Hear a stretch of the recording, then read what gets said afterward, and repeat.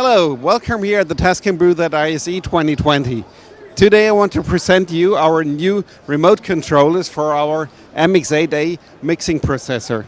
We just released two wall remote controllers which can control several functions of the MX-8A. As you see, MX-8A doesn't have any user interface, so we need to have some external controllers which enable the customers to control it.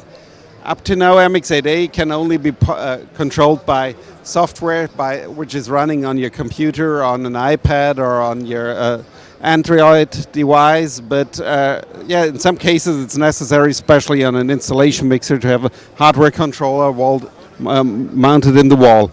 You can control the main level of each individual zone with a controller, and you can do input select and choose different input sources in several modes.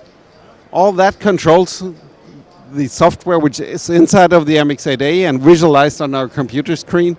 So for example, now we assigned controller 1 to control mix 1 and with 4 inputs as source, or there's a second mode for the controlling for the input select where you simply scroll through the different input sources. Yeah, if you're interested in more information about the MX-8A and the new RCW-100 remote controllers, just check tascam.eu for further information.